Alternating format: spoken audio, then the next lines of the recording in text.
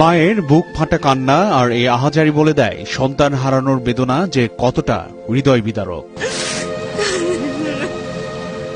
শুধু তাই নয়, 7 মাসের এক অন্তঃসত্ত্বা স্ত্রী স্বামী স্বর্ণ ব্যবসায়ী সুমন সাহার অকাল মৃত্যু কোনোভাবেই মেনে নিতে পারছেন না।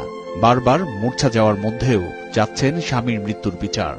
আমি চাই যেন বিচারক যেমনি হত্যা করছে এর থেকে দ্বিগুণ কষ্ট দিয়ে যেন ওরা মারে সবার সামনে। আর কিছু না, যতটুকু কষ্ট দিয়ে মারছে এর থেকে 10 গুণ কষ্ট যেন ওইটারে দেওয়া হয় শাস্তি হিসেবে। আর কিছু না।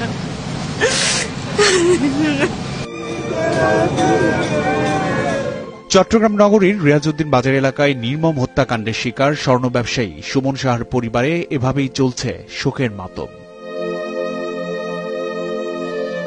নিহত সুমনের মরদেহ চট্টগ্রাম মেডিকেল কলেজ হাসপাতাল থেকে নন্দনকানন গোলাপ সিং লাইন এলাকার বাসায় আনা হলে আত্মীয় স্বজনের পাশাপাশি ছুটে আসেন এলাকাবাসী। সৃষ্টি হয় আবেগঘন পরিবেশের। আমার বোনকে বলছে ওনাকে খুব মারধর করছে, ওকে শাসন করছে। তো আমার বোনকে বলছে যে ভাবছে দেখি মানে বেয়াদবি করছে, একটু শাসন করছে, এরকম যে মেরে ফেলবে এটা কোনো বলে নাই। ওনার মা নাকি ওকে ফোন দিয়েছে, আপনার ছেলে আমার এখানে আছে, সেই আছে সমস্যা নেই, আমরা এটা বুঝায় রাখছি এবং আমার সাথে একটু বেয়াদবি করছে, আমরা ওরা মারছি এবং আপনার ভাইকে পাঠাইন যে আমরা আপনার ভাইয়ের সাথে আপনার ছেলেকে দিয়ে দিব।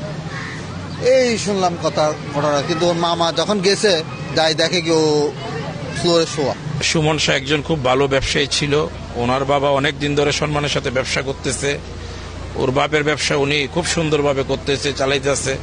ওনাকে হত্যা যে করেছে তাদের শাস্তি আমরা চাই। এই ঘটনা জড়িত তাদেরকে আইনে আমাদের এই বাদুশ পরিবারকে রক্ষা করা যায় সেভাবে প্রশাসনের সুদৃষ্টি কামনা করছি। অত্যন্ত একটা ভদ্র ছেলে, সে একজন ব্যবসায়ী, স্বর্ণ ব্যবসায় করত। তবে তার এইরকম একটা মৃত্যু, এটা দুঃখজনক।